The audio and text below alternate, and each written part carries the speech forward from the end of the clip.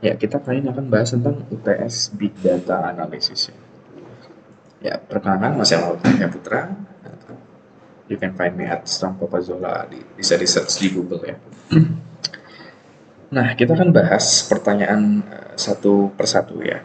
Contoh, berikan contoh penerapan Big Data Analytic dalam bidang sosial media yang kamu ketahui.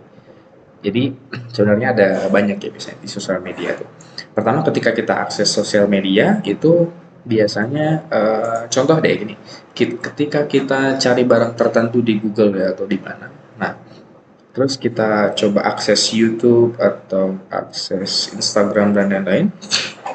Itu biasanya ada iklan barang yang mana iklannya itu di show ke kita ya. Nah, itu bisa jadi salah satu bukti analitik bahwa apa yang kita search itu disugestikan ya. Bahkan konten-konten tertentu seperti di TikTok mungkin ya contoh kita sering nonton sesuatu yang lucu misalkan itu nanti yang muncul akan selalu yang lucu-lucu terus ya. Jadi itu salah satu konten suggestion. Lalu yang kedua yang kita bisa ambil dari contoh sosial media campaign analytics. Jadi campaign itu kayak apa ya pemilu mungkin ya. Biasanya kan kalau pemilu kita bisa tahu nih kira-kira orang-orang banyaknya pro ke siapa misalkan. Nah itu bisa jadi salah satu bahwa ada bukti pengelolaan data unstruktur ya. Jadi data yang tidak struktur ya di sosial media itu diolah lalu dihasilkan kira-kira orang-orang di Indonesia ini banyak milih siapa. Misalkan contoh seperti tahun lalu ada Jokowi atau Prabowo mungkin ya.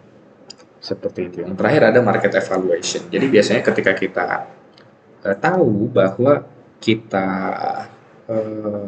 bahwa customer kita itu sering mencari sesuatu barang apa misalkan ya contohnya kita bisa kasih suggestion ya ini mirip sama yang atas tapi kalau yang di atas itu lebih ke konten kalau yang nomor 3 itu lebih ke market jadi ada iklannya misalkan ya gitu jadi iklannya itu sesuai dengan apa yang kita cari gitu.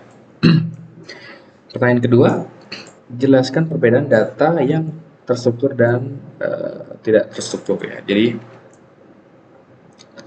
contohnya, jadi sebenarnya data yang terstruktur itu data yang ada dalam satu tempat baik. Contohnya kayak MySQL yaitu salah satu data terstruktur, Excel itu data terstruktur ya. Terus untuk contohnya ada banyak ada CRM, Industry Research dan lain-lain itu ada banyak sekali soalnya. Kalau yang tidak terstruktur itu biasanya berisi data tanggal, angka, fakta. Jadi contoh data yang tidak terstruktur itu kayak data Twitter misalkan ya, data Instagram, Facebook, eh, dan lain-lainnya ada banyak sekali. Atau data yang memang kita bisa dapatkan datanya ya, tapi itu tidak terstruktur bentuknya. Jadi kita bingung untuk mengambilnya dapat contohnya. Nah itu salah satu data yang tidak terstruktur. Nah ini kita dikasih pertanyaan ada 3 contoh penerapan metode text mining ya. Jadi untuk contohnya di sini ada banyak sebenarnya. Jadi dalam salah satu contoh ada chatbot ya. Jadi misalkan balasan-balasan dari chatnya itu diambil dari data yang ada di internet gitu ya. Jadi untuk kita evaluasi. Ada translator ya, itu diambil dari text mining juga biasanya.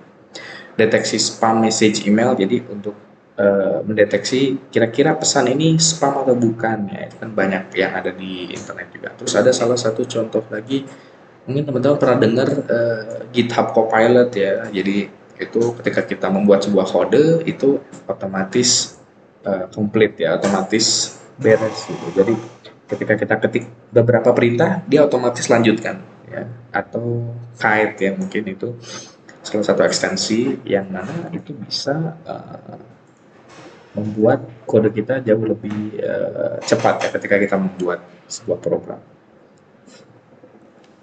Contoh kasus penerapan big data menggunakan Apache Spark. Untuk contoh di sini ada salah satu contoh implementasi Hadoop dan Spark untuk analisis penyebaran demam berdarah dengue ya. Jadi berdasarkan data Twitter. Jadi ini salah satu data yang tidak terstruktur. diambil dari jurnal ya, jurnal salah satu orang. Nah, jadi kita ambil datanya dari sosial media ya, seperti Twitter. Kita ambil ya. Setelah kita ambil, kita kumpulkan, kita masukkan data tersebut ke HDFS atau Hadoop ya, karena datanya biasanya jumlahnya sangat banyak ya. Nah, itu setelah data yang dikumpulkan, kita analisis ya. Kita analisis menggunakan Apache Spark untuk kalkulasinya. Nanti setelah mendapatkan hasil dari kalkulasi, kita bisa visualisasikan dengan chart bar seperti ini, ya, seperti gambar di samping. Jadi di sini ada di Indonesia misalkan ya, kalau di Twitter itu bentuknya seperti apa, kalau di real data dari WHO seperti apa, atau Thailand, Singapura, dan lain-lain. Ini Asia Tenggara. Itu adalah salah satu contoh. Nah, yang kelima, cari satu judul jurnal internasional tentang topik Big Data Analytics. Jadi, kita akan menjelaskan permasalahannya, framework yang digunakan, metodenya yang digunakan, terus hasil analisanya seperti apa. Nah, untuk permasalahannya biasanya ketika kita ingin mendapatkan suatu data dari data yang tidak terstruktur. Jadi kita ingin mengetahui sesuatu dengan data yang tidak terstruktur, yang mana kita nggak tahu itu seperti apa gitu ya. Jadi kita bisa lakukan pengolahan data yang tidak struktur dari Twitter, lalu kita visualisasikan dengan topik DG di Asia Tenggara misalkan, itu kita bisa visualisasikan. Jadi masalahnya itu kita sulit analisa penyebaran DBD berdasarkan data yang tidak struktur. Itu salah satu masalahnya. Dengan mengambil data Twitter ya, jadi ini yang kedua tadi, pertanyaan kedua, jelaskan framework, model, dan metode mungkin ya, atau metode. Jadi kita ambil data Twitter, kita masukkan ke dalam Hadoop atau HDFS-nya, lalu dikelola dengan Apache Spark agar bisa divisualisasi. Sebenarnya secara konsep sederhana, tapi secara pengerjaan biasanya agak lumayan gitu ya, agak lumayan makan waktu biasanya. Nah, yang terakhir hasil analisanya itu kita bisa mendapatkan plotting trend dari data yang kita dapatkan, seperti data Twitter yang kita ambil contohnya ya, untuk menunjukkan hasil yang baik ketika dibandingkan dengan data real yang diperoleh dari WHO. Ya, performa terbaik yang didapatkan pada penggunaan Hadoop dan Spark untuk plotting dan pemetaan kejadian DBD berdasarkan data Twitter pada penelitian ini adalah dengan waktu eksekusi 5,3 menit ya. Jadi untuk hasil analisanya kita dapat plotting trend ya dari data Twitter tadi dan menunjukkan hasil yang baik dibandingkan dengan WHO ya. Dan hasil dari crawling ini lalu kita visualisasikan, itu waktu eksekusinya hanya 5 menit aja gitu ya. Bisa dibilang waktu yang sangat singkat daripada kita harus evaluasi masing-masing negara, misalkannya satu-satu pergi dulu ke sana, pergi dulu ke sini. Nah, itu kan agak memakan waktu gitu. Jadi kita bisa hemat dengan data unstruktural. Nah, rencana penelitian ke depannya ya, yang kita bisa lakukan terkait big data analytics. Jadi menurut saya pribadi mungkin kedepannya ya, ini insya Allah akan menerapkan IoT Smart Home untuk analisa kesehatan keluarga dengan big data. Jadi kebiasaan-kebiasaan di rumah ya itu akan coba dianalisa ya. Jadi untuk mengambil datanya itu dengan data IoT yang ada di rumah kita ya, smart home di rumah kita, itu mengetahui misalkan mesin membuat kopi kira-kira dalam satu hari bikin kopi berapa kali, atau kita bisa misalkan mandi misalkan ya. Jadi di bawah misalkan ada detektor air yang mengalir misalkan ya. Kalau jumlahnya jumlahnya banyak biasanya mandi misalkan atau apa gitu ya. Itu bisa kita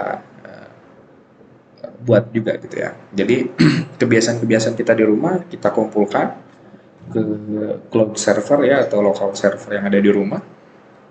Lalu hasil dari data tersebut kita visualisasikan menjadi oh ini harusnya sehat misalkan mandi berapa kali, atau bikin kopi berapa kali, makan kira-kira makan apa nih yang sehat dari pagi sampai malam misalkan tiap hari berulang, itu kira-kira sehat enggak ya, atau menambah lemak atau enggak. Nah, itu bisa jadi salah satu hasil dari data yang kita peroleh, ya kita kita kalkulasikan, lalu kita show, ya kita visualisasikan, dan itu akan dapat hasilnya seperti itu.